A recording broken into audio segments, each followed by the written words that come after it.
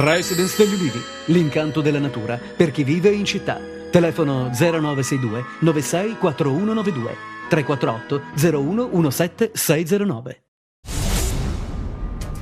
Ieri sera, verso le 19, è stato ucciso sulla spiaggia di Soverato Ferdinando Rombolà, 40 anni, mentre era sotto l'ombrellone insieme alla moglie ed al figlio di appena un anno. Il killer, una persona con un casco da motociclista che ha sparato 4 colpi di pistola calibro 7,65 contro l'uomo. L'omicida si è poi allontanato grazie ad un complice a bordo di una moto di grossa cilindrata, poi trovata incendiata a centinaia di metri di distanza. Probabilmente l'omicidio è legato alla faida dei boschi. Un operaio di 31 anni, Maurizio Maviglia, con precedenti di polizia ed originario di Africo Nuovo, è stato ferito in un agguato ieri sera a Brancaleone, nella Locride. L'agguato è stato fatto mentre Maviglia, dopo aver parcheggiato la propria automobile, stava rincasando. Contro l'operaio, una persona ha sparato alcuni colpi di fucile caricato a pallettoni, che lo hanno raggiunto in varie parti del corpo. Maviglia è stato portato nell'ospedale di Locri, dove è stato ricoverato con prognosi riservata.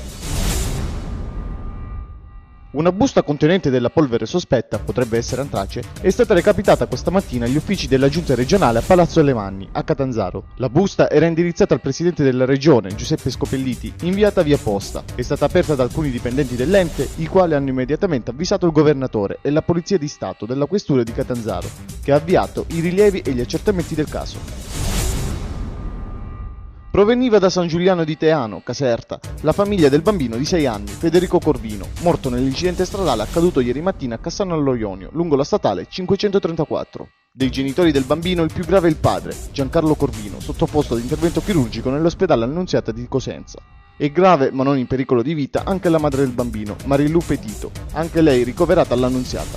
La famiglia Corvino si stava recando in un villaggio turistico di Sibari di Cassano allo Ionio per trascorrervi un periodo di vacanza.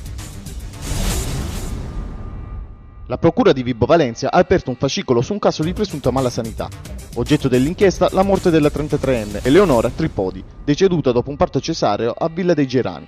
A causa di un'emorragia è stata trasferita al reparto di rianimazione allo Iaziovino di Vibo, dove però non c'erano posti. La donna in ambulanza è stata trasferita alla Mezze Terme, ma è morta nel tragitto. L'unico indagato della vicenda per ora è il ginecologo Domenico Princi per omicidio colposo. Il ministro Fazio ha inviato gli ispettori. Un cittadino ucraino di 36 anni è stato arrestato con l'accusa di essere uno degli scafisti dello sbarco di 122 immigrati avvenuto giovedì scorso a Camini, nella Locride, a bordo di una barca di lusso. All'arresto dell'ucraino si è giunto a conclusione di un'attività investigativa svolta dai carabinieri, SCO e Guardia di Finanza, che dopo lo sbarco hanno verificato la posizione di ciascuno degli immigrati. Secondo quanto è emerso dalle indagini, l'ucraino avrebbe gestito lo sbarco degli immigrati. Successo Ecomusia, svoltasi dal 19 al 22 agosto sul lungomare di Catona. Il principio di fondo dell'iniziativa è stato quello dell'ecoarte, con laboratori, aree tematiche, giornate vissute in modo tematico con gli elementi naturali con l'inizio della festa dell'aria.